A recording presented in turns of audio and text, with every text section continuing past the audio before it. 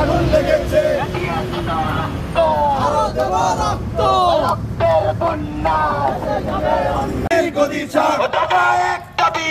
জাহাঙ্গীরের পদত্যাগ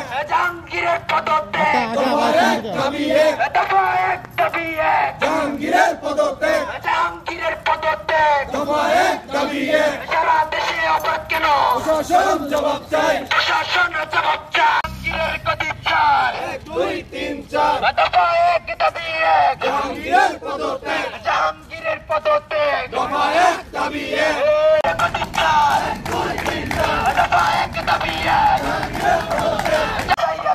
মা বন্ধের নিরাপত্তা জুলাই রক্তের দাম চাই নিরাপদ দেশ চাই রক্তের দাম চাই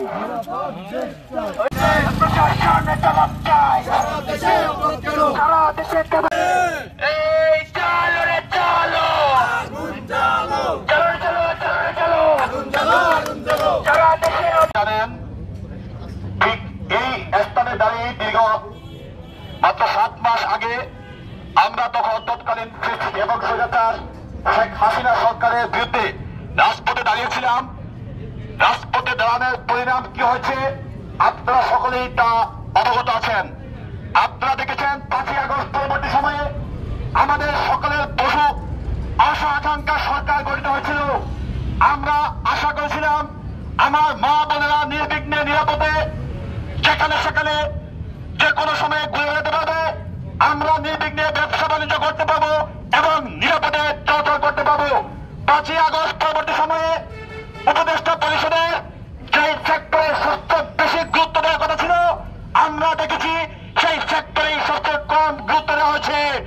আমরা এর মধ্যে একটি ষড়যন্ত্রের আভাস পাচ্ছি।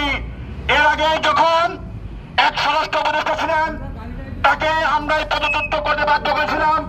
আমরা বহু আশা করেছিলাম পরবর্তী সময়ে যিনি স্বরাষ্ট্র উপদেষ্টা দায়িত্ব নেবেন তিনি জনগণের আশা আকাঙ্ক্ষা পূরণ করার জন্য সক্ষম হবেন।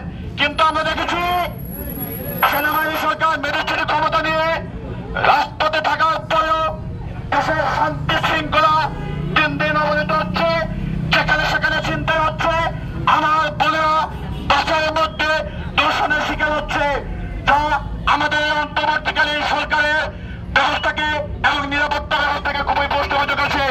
আমরা দেখি দেশের গণবাহিনী কর্তৃক আমাদের ভাইদেরকে গুলি করে হত্যা করা হয়, আমার মায়ের গলা থেকে স্বর্ণের চেন ছিনতাই করে নিয়ে যাওয়া হয়। এগুলো দেখে কিন্তু আমরা দেশের সেই মাৎসন্যের কথাই মনে পড়ে যায়। সম্মানীয় উপস্থিতি,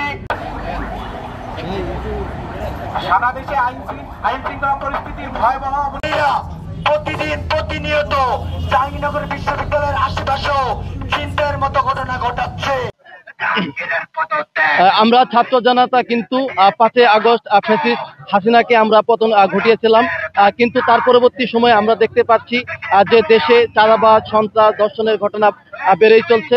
খুনি হাসিনার সময়ে আমরা দেখতে পাচ্ছিলাম কিন্তু যারা আওয়ামী দূষর ছিল তারা কিন্তু এই ধর্ষণ ছিনতাই এবং মাদক কারবারি সহ সন্ত্রাসের সাথে জড়িত ছিল, কিন্তু তারা আজ কিন্তু প্রকাশ্য নেই।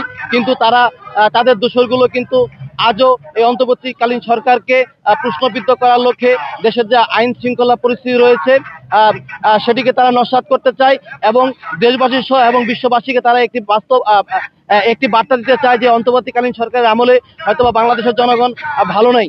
আমরা বিশ্ববিদ্যালয়ের শিক্ষার্থীরা মনে করি যে 6 মাস পার হয়ে গেলেও কিন্তু যে স্বরাষ্ট্র উপদেষ্টা রয়েছে তিনি কিন্তু আইন শৃঙ্খলা রক্ষাকারী বাহিনীর যে অবস্থা রয়েছে সেটি কিন্তু এখনো তিনি উন্নত করতে পারেননি। কাছে জনগণের যে প্রত্যাশাটা ছিল সেই প্রত্যাশাটা তারা পূরণ করতে পারে নাই। তাই আমরা শিক্ষার্থীরা আজকে এখানে অবরোধ কর্মসূচি গ্রহণ করেছি যে যদি উপদেষ্টা জাহাঙ্গীর আলমকে 24 ঘন্টার মধ্যে তিনি যদি পদত্যাগ না করেন তাহলে আমরা ছাত্র সমাজ বৃহত্তর আন্দোলনের ডাক দিব।